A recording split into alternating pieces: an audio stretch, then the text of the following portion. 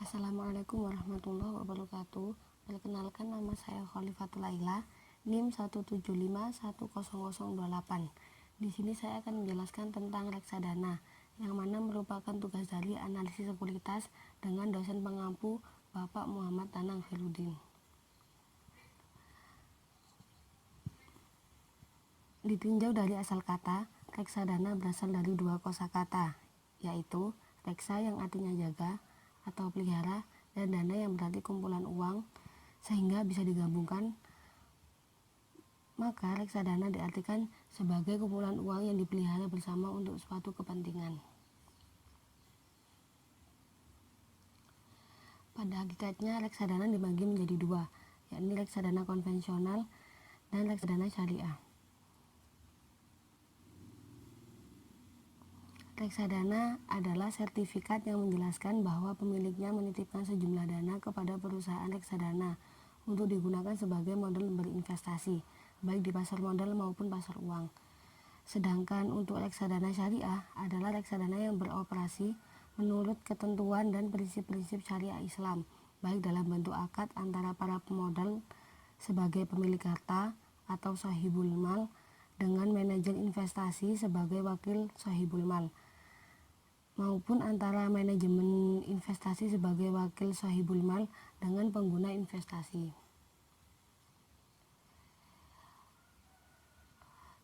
Dalam reksadana terdapat 4 hukum. Yang pertama yakni UUPM atau Undang-Undang Republik Indonesia Nomor 8 Tahun 95 tentang Pasar Modal. Yang kedua, Peraturan Bapepam LK, Badan Pengawas Pasar Modal dan Lembaga Keuangan, dan Perjanjian Pengelolaan dan Penitipan suatu kontrak investasi kolektif yang tertuang dalam Surat Keputusan Bapepam LK. Yang ketiga, Peraturan Pemerintah. Dan yang terakhir adalah Keputusan Menteri Keuangan Republik Indonesia. Selanjutnya, karakteristik reksadana. Menurut karakteristiknya, reksadana dapat digolongkan menjadi dua, yakni reksadana terbuka dan reksadana tertutup. Reksadana terbuka adalah reksadana yang dapat dijual kepada perusahaan yang menerbitkannya tanpa melalui mekanisme perdagangan di bursa efek, dan harga jualnya sama dengan nilai aktiva bersihnya. Sedangkan reksadana tertutup adalah reksadana yang tidak dapat dijual kepada perusahaan yang menerbitkannya, hanya dapat dijual kembali ke investor lain melalui mekanisme perdagangan di bursa efek. Harga jualnya bisa lebih tinggi atau lebih kecil dari aktiva bersih. Selanjutnya, bentuk reksadana ini ada dua macam. Yang pertama yakni reksadana berbentuk perseroan. Yang kedua, reksadana berbentuk kontrak investasi kolektif. Reksadana berbentuk perseroan adalah suatu perusahaan yang dari sisi bentuk hukum tidak berbeda dengan perusahaan lainnya. Perbedaan terletak pada jenis usaha, yaitu jenis usaha pengelolaan portofolio investasi. Selanjutnya, kontrak investasi kolektif, yaitu kontrak yang dibuat antara manajer investasi dari bank kustodian yang juga mengikat pemegang unit penyertaan sebagai investor. Melalui kontrak ini, manajer investasi diberi wewenang untuk mengelola portofolio efek dan bank. Jenis-jenis reksadana. Reksadana ini memiliki 4 jenis. Yang pertama, reksadana pendapatan tetap. Reksadana yang melakukan investasi sekurang-kurangnya 80% dari dana yang dikelola dalam bentuk efek bersifat utang. Umumnya memberikan penghasilan dalam bentuk bunga seperti deposit, obligasi syariah, SBBI, dan instrumen lainnya. Yang kedua, reksadana yang melakukan investasi sekurang-kurangnya dari dana yang dikelolanya dalam efek bersifat ekuitas. Pada umumnya, efek saham memberikan kontribusi dengan memberikan hal yang menarik dalam bentuk capital gain dengan pertumbuhan harga-harga saham dan dividen. Yang ketiga, reksadana campuran, di mana reksadana yang mempunyai perbandingan target aset alokasi pada efek saham dan pendapatan tetap yang tidak dapat dikategorikan ke dalam ketiga reksadana lainnya.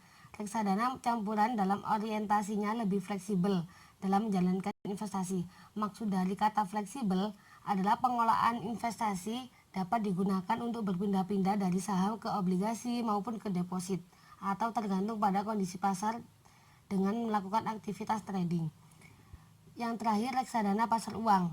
Reksadana yang investasinya ditanam pada efek bersifat hutang dengan jumlah tempo yang kurang dari 1 tahun, umumnya investasi dalam kategori reksadana pasar uang meliputi deposit, SBI, obligasi, serta efek hutang lainnya. Reksadana pasar uang memiliki tingkat risiko yang minim, namun keuntungannya yang didapat juga sangat terbatas. Setelah itu, cara kerja reksadana. Bagaimana sih cara kerja reksadana itu? Mari kita simak. Yang pertama, mengumpulkan dana dari para investor dengan menerbitkan saham yang dijual kepada investor. Yang kedua, setelah dana terkumpul, reksadana akan menginvestasikan pada surat berharga yang dianggap paling menguntungkan. Dan yang ketiga, reksadana akan membagikan keuntungan yang didapatkannya kepada para investor. Manfaat reksadana. Terdapat 5 poin manfaat reksadana. Yang pertama yakni dikelola oleh manajemen profesional, di mana pengelolaan portofolio reksadana dilakukan oleh manajer investasi yang memang mengkhususkan keahliannya dalam hal pengelolaan dana. Yang kedua, diversifikasi investasi. Reksadana menginvestasikannya ke berbagai jenis efek sehingga resikonya pun juga tersebar. Dengan kata lain, resikonya tidak sebesar ketika kita membeli satu atau dua jenis saham atau efek secara individu.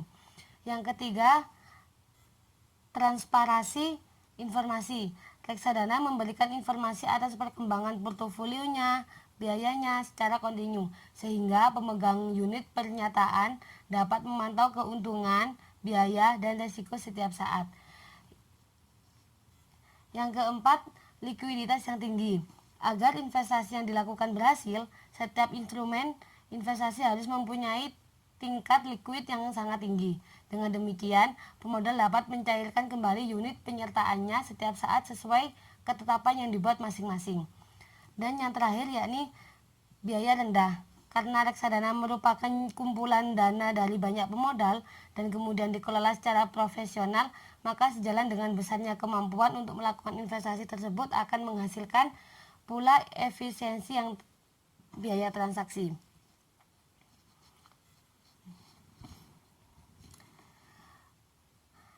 Selanjutnya, apa aja sih resiko reksadana? Yang pertama yakni resiko menurunnya NAB atau nilai aktiva bersih unit penyertaan. Penurunan ini biasanya disebabkan oleh harga pasar dari instrumen investasi yang dimasukkan dalam portofolio reksadana tersebut mengalami penurunan dibandingkan dari harga pembelian awal. Yang kedua, resiko likuiditas. Potensi resiko likuiditas ini biasa terjadi apabila pemegang unit penyertaan reksadana pada salah satu manajer investasi tertentu ternyata melakukan penarikan dana dalam jumlah yang besar pada hari dan waktu yang sama.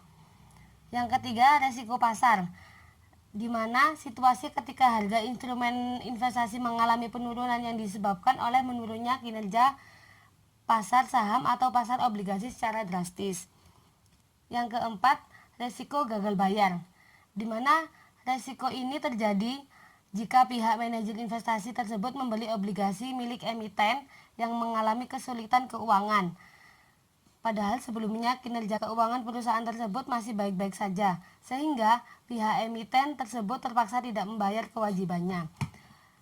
Sekian pemaparan dari saya, kurang lebihnya saya mohon maaf. Terima kasih telah melihat, semoga bermanfaat bagi